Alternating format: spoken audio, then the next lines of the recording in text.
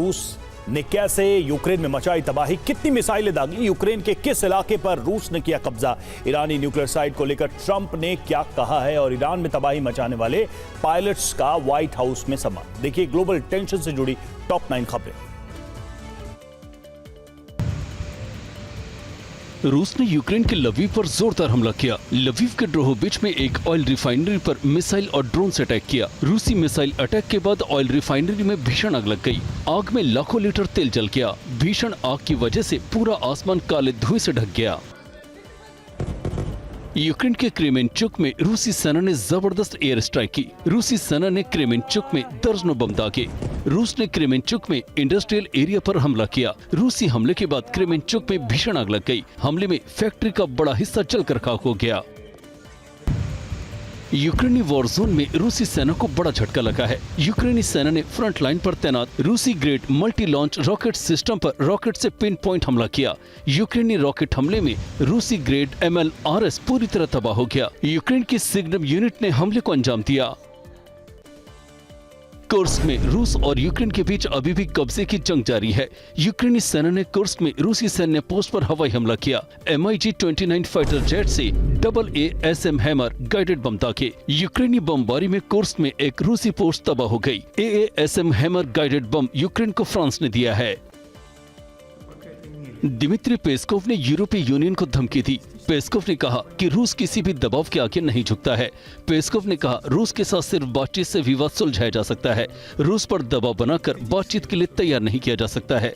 Peskov ने कहा EU के प्रतिबंध से रूस को कोई फर्क नहीं पड़ता। राष्ट्रपति ट्रंप ने मीडिया को दिए इंटरव्यू में कहा कि उन्हें पता है कि ईरान के पास बहुत सारे न्यूक्लियर फैसिलिटीज है, जिसमें से 3 मुख्य थी जिस पर अमेरिका ने हमला किया। साथ ही ट्रंप ने कहा कि ईरान पर और प्रतिबंध लगाने पर विचार कर रहे हैं। ट्रंप ने कहा कि अमेरिका उन देशों पर प्रतिबंध लगाने पर विचार कर रहे हैं जो देश ईरान से तेल खरीदते हैं।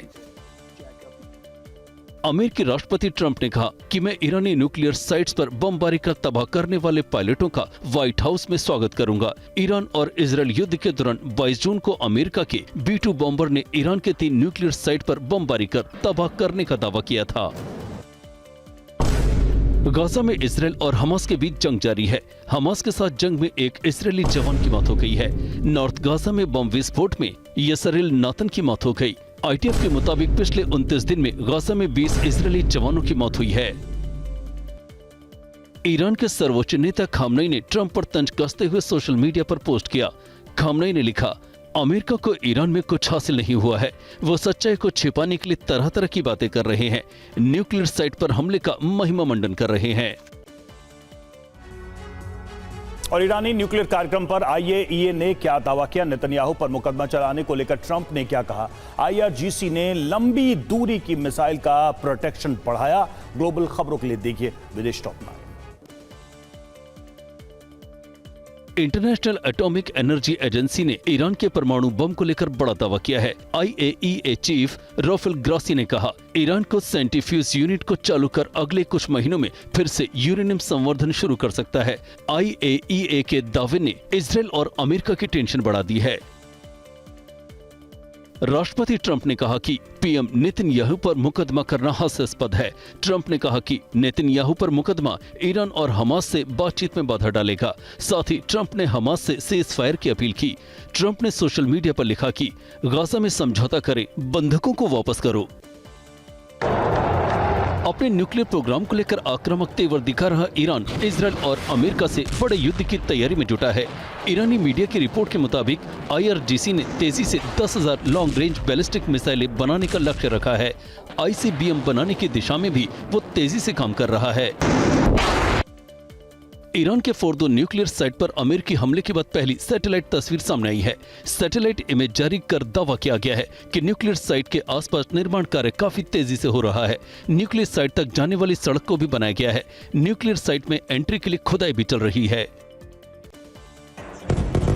बीती रात गाजा में हमास के ठिकाने पर इजरायली सेना ने एयर स्ट्राइक की। गाजा में हमास के ठिकाने पर 8 से 10 रॉकेट दागे। जोरदार धमाके से उत्तरी गाजा दहल उठा। रात में अचानक रॉकेट हमले से पूरे इलाके में अफरा तफरी मच गई। हमले में कई लोग घायल हो गए।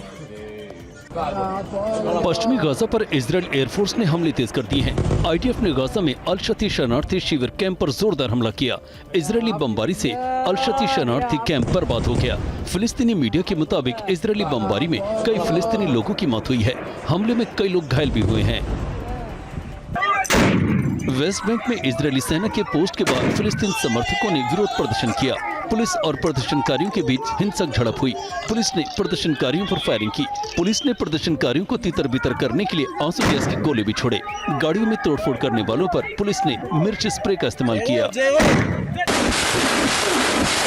रूसी सेना ने यूक्रेन के एक और इलाके पर कब्जे का दावा किया। 36वीं गार्ड मोटर राइफल ब्रिगेड ने डोनेट्स्क की याल्टा को कब्जा किया। रूसी सेना ने याल्टा में यूक्रेनी कमांड पोस्ट पर ताबड़तोड़ हमला किया और कई यूक्रेनी सैन्य पोस्ट पर कब्जा कर लिया। ज़ेलेंस्की का मिशन क्रीम में जारी है। यूक्रेनी सेना ने क्रीमिया में रूसी कमांड पोस्ट पर ड्रोन अटैक किया। यूक्रेन ने अजोव सागर से क्रीमिया पर कई ड्रोन एक साथ दागे। रूसी एयर डिफेंस सिस्टम ने यूक्रेनी ड्रोन को हवा में ही नष्ट कर दिया। 3 दिन के दौरे पर अमेरिका जाएंगे विदेश मंत्री एस जयशंकर। महाराष्ट्र के स्कूलों में 3 लैंग्वेज पॉलिसी का आदेश रद्द। चंद्रशेखर के समर्थकों ने की तोड़फोड़ और आगजनी। देश की खबरों के लिए देखिए देश टॉप 9। विदेश मंत्री एस जयशंकर आज से 3 दिन के दौरे पर अमेरिका जाएंगे। एस जयशंकर क्वाड समूह के विदेश मंत्रियों की बैठक में भाग लेंगे। क्वाड की मीटिंग में समंदर में चीन को घेरने की रणनीति पर चर्चा संभव है। साथ ही स्वतंत्र और खुले हिंद प्रशांत के लिए एक साझा दृष्टिकोण को आगे बढ़ाने के लिए नए प्रस्तावों पर ध्यान केंद्रित करेंगे। महाराष्ट्र सरकार ने 3 भाषा से जुड़े जारी आदेश को रद्द कर दिया। विपक्ष के आंदोलन के बाद महाराष्ट्र सरकार ने फैसला वापस लिया। फैसला वापस लेने के बाद उद्धव ठाकरे ने कहा, सरकार मराठी मानुष की ताकत के आगे हार गई। महाराष्ट्र सरकार ने अप्रैल में कक्षा 1 से 5वीं तक तीसरी भाषा के तौर पर हिंदी को अनिवार्य करने का आदेश जारी किया था। केंद्रीय सहकारिता मंत्री अमित शाह की अध्यक्षता में राज्य और केंद्र शासित प्रदेशों के सहकारिता मंत्रियों की बैठक होगी। बैठक में सहकारिता मंत्रालय के अधिकारी भी शामिल होंगे। सहकारिता को और सशक्त बनाने को लेकर चर्चा होगी। बैठक में कृषि, ऋण, डेयरी और मत्स्य पालन को बढ़ाने पर चर्चा होगी। ऑपरेशन सिंदूर को लेकर राहुल गांधी को अमित शाह ने जवाब दिया। अमित शाह ने कहा, राहुल गांधी ऑपरेशन सिंदूर के सबूत मांग रहे हैं।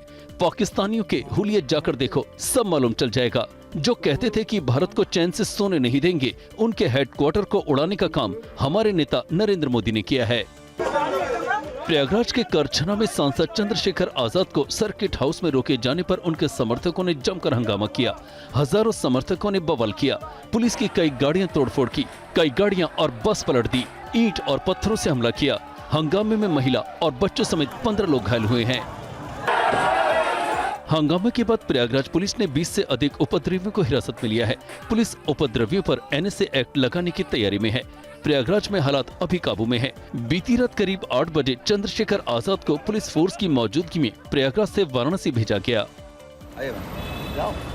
शेफाली जरीवाला मौत मामले में अब तक मुंबई पुलिस ने 14 लोगों के बयान दर्ज किए हैं। पुलिस ने 7 सीसीटीवी जब्त किए। शेफाली जरीवाला की पोस्टमार्टम रिपोर्ट आ जा सकती है। पोस्टमार्टम रिपोर्ट से मौत की वजह का पता चलेगा।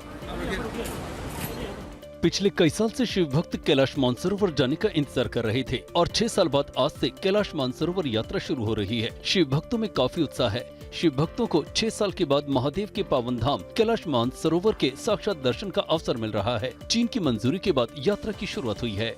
3 जुलाई से अमरनाथ यात्रा की शुरुआत हो रही है। प्रशासन से लेकर सुरक्षा एजेंसियों ने तैयारियां पूरी कर ली हैं। बीएसएफ, आईटीबीपी और एसएसबी जैसे केंद्रीय बलों को संवेदनशील क्षेत्रों, विशेष रूप से ऊंचाई वाले और वन क्षेत्रों में तैनात किया गया है। अब तक 4 लाख से ज्यादा लोगों ने अमरनाथ यात्रा के लिए रजिस्ट्रेशन करवाया है। जमशेदपुर में 162 छात्रों का रेस्क्यू। पिकनिक मनाने गए युवक पानी के तेज बहाव में बह गए। हिमाचल प्रदेश में बारिश को लेकर मौसम विभाग ने क्या अलर्ट जारी किया, देखिए बारिश टॉप में। झारखंड के जमशेदपुर में भारी बारिश की वजह से लव कुश आवासीय विद्यालय में पानी भर गया, जिससे स्कूल में मौजूद 162 बच्चे फंस गए। पानी भरने के बाद सभी शिक्षक और छात्र स्कूल की छत पर पहुंचकर प्रशासन से मदद की गुहार लगाई। प्रशासन ने नाव और रस्सी के सहारे सभी बच्चों को सुरक्षित स्थान पर पहुंचाया। मध्य प्रदेश के पन्ना में बृहस्पति कुंड के पास पिकनिक मनाना 3 लड़कों को महंगा पड़ गया। रिपोर्ट के मुताबिक 3 लड़के हजारों फीट गहरे कुंड में नहा रहे थे। पानी की रफ्तार में अपने आप को संभाल नहीं पाए और बह गए। एसडीआरएफ की टीमें तीनों लड़कों की तलाश में जुटी है। पन्ना के साथ साथ सतना में भी लड़कों की तलाश की जा रही है। राजस्थान के जालौर में भारी बारिश से बाढ़ जैसी स्थिति हो गई है। बारिश के बाद खारी नदी में पानी का बहाव इतना तेज हो गया कि रास्ता पूरी तरह पानी में डूब गया। नदी के तेज बहाव ने वहां से अपने मवेशियों के साथ गुजर रहे लोगों की मुश्किलें बढ़ा दी, जो सैकड़ों भेड़ बकरियों के साथ नदी पार करने की कोशिश में जुटे दिखे। हालात ये हो गए कि कुछ पशु तेज बहाव के बीच फंस गए, जिन्हें गाँव वालों की मदद के जरिए सुरक्षित बाहर निकाला गया। हिमाचल प्रदेश के मंडी में ब्यास नदी में बाढ़ का खतरा बढ़ता दिख रहा है। मंडी में अभी रुक रुक कर हो रही बारिश की वजह से बाढ़ का खतरा है। ब्यास नदी के किनारे बना ऐतिहासिक पंचवक्र मंदिर भी पानी से घिर गया है, जिसके बाद प्रशासन लोगों से अलर्ट रहने की अपील कर रहा है। मौसम विभाग ने हिमाचल में भारी बारिश का रेड अलर्ट जारी किया है। मौसम विभाग ने हिमाचल प्रदेश के 10 जिलों में बारिश का रेड अलर्ट जारी किया है। लैंडस्लाइड के चलते शिमला कालका रेल लाइन बंद हो गया है। शिमला में भारी बारिश के बाद लैंडस्लाइड की वजह से कई मकानों के गिरने का खतरा बढ़ गया है। बारिश की वजह से मकान के नीचे से मिट्टी बह गई है, जिससे गिरने का खतरा बढ़ गया है। ये तस्वीर हरियाणा के यमुनानगर की है, जहां पहाड़ों पर हो रही बारिश की वजह से सोम और पथराला नदी उफान पर है। नदियों का पानी खेतों और रिहायशी इलाकों में घुसने लगा है। गांव में पानी भरने से लोगों की परेशानी बढ़ गई है। नदी का पानी ओवरफ्लो होकर खेतों में घुस गया है। करीब 500 एकड़ फसल डूब गई है। मौसम विभाग ने हिमाचल प्रदेश के 10 जिलों में बारिश का रेड अलर्ट जारी किया है। लैंडस्लाइड के चलते शिमला कालका रेल लाइन बंद हो गया है। शिमला में भारी बारिश के बाद लैंडस्लाइड की वजह से कई मकानों के गिरने का खतरा बढ़ गया है। बारिश की वजह से मकान के नीचे से मिट्टी बह गई है, जिससे गिरने का खतरा बढ़ गया है। जम्मू कश्मीर के शोपियां में कई जगहों पर तेज और धूल भरी हवाओं का कहर है। धूल भरी आंधी की वजह से शोपियां में कई पेड़ उखड़ गए। तेज आंधी के बाद शोपियां प्रशासन ने लोगों से घरों में रहने की अपील की है। उत्तराखंड के उत्तरकाशी में एक अनियंत्रित कार नदी में गिर गई। नदी में पानी इतना ज्यादा था कि कार डूबने लगी। ड्राइवर किसी तरह से बाहर निकला और गाड़ी की छत पर चढ़ गया। लोगों को जैसे ही युवक के नदी में फंसे होने का पता चला, लोगों ने रस्सी की मदद से उसका रेस्क्यू किया और उसकी जान बचाई।